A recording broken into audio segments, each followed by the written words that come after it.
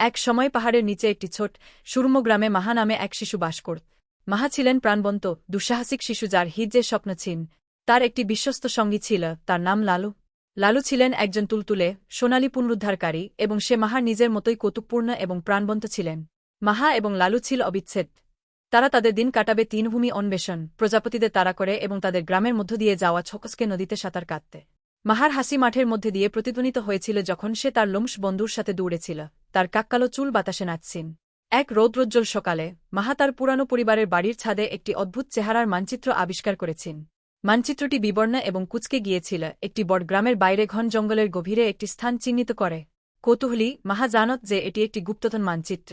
তার চোখ উত্তেজনায় জ্বলজ্বল করে এবং সে এই রোমাঞ্চকর দুঃসাহসিক কাজ শুরু করার জন্য অপেক্ষা করতে পারেনি। এক হাতে মানচিত্র আর লালুকে পাশে রেখে মাহা পরের দিন তাড়াতাড়ি রওনা দিন। অরণ্যটি মন্ত্রমুগ্ধকর ছিল, সূচ্চ গাছ এবং শ্যাওলার একটি কার্পেট যা তাদের আলিঙ্গনে আরও গভীরে আমন্ত্রণ জানায়। মাহা এবং লালু বনের মধ্যে আরও এগিয়ে গেল, ঘূর্ণায়মান পথ অনুসরণ করে যখন এটি তাদের একটি প্রাচীন অতিবর্ধিত পরিষ্কারের দিকে নিয়ে গেল।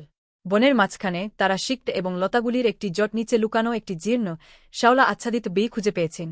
মাহার হৃদয়ে ছুটে গেল যখন সে সাবধানে বইটা খুল। বহুদিনে ভুলে যাওয়া ধনসম্পদ প্রকাশ পেল, পুরানো বইয়ের সংগ্রহ, একটি ছলমলে নেকলেস এবং সোনার মুদ্রায় ভরা একটি ছোট ধুলোবালিযুক্ত ব্যাগ। মাহার চোখ বিস্ময়ে প্রশস্ত হয়ে গেল এবং সে জানত যে এই ধন মজুত করার জন্য নয়, বিশ্বের সাথে ভাগ করে নেওয়ার জন্য। সে স্বর্ণমুদ্রা ব্যবহার করে গ্রামে একটি লাইব্রেরি তৈরি করেছিল, যে বইগুলো সে বনের মাঝে আবিষ্কৃত করেছেন। নেকলেসটি সে গ্রামের প্রবীণকে উপহার দিয়েছিল, যা তার বছরের পর বছর প্রাপ্ত সমস্ত জ্ঞানের জন্য কৃতজ্ঞতার প্রতীক।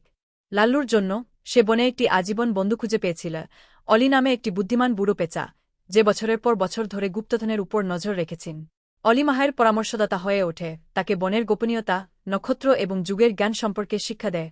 মাহা এবং লালু তাদের দুঃসাহসিক কাজ চালিয়ে যেতে থাকে, গুপ্তধনের সন্ধানে নেয়, বিশ্বের বিস্ময়ে এবং প্রকৃতির সৌন্দর্যের সন্ধানে। তারা একসাথে বেড়ে উঠেছিল, তাদের গ্রামের ভালবাসা এবং হাসির দ্বারা পরিবেষ্টিত ছিল, এবং মাহার হৃদয়ে চিরকালের জন্য কৃতজ্ঞতায় ভরা ছিল যেদিন সে সেই পুরানো মানচিত্রটি খুঁজে পেয়েছেন। তাই মাহা এবং লালুর গল্পটি তাদের গ্রামে একটি কিংবদন্তি হয়ে উঠেছে, একটি অনুস্মারক যে জীবনের সবচেয়ে মূল্যবান ধন সোনা এবং গহনা নেয়, তবে ভালবাসা, বন্ধুত্ব এবং আশ্চর্যের বিষয়গুলি যা আমাদের ঘিরে রয়েছে, আবিষ্কারের অপেক্ষায়।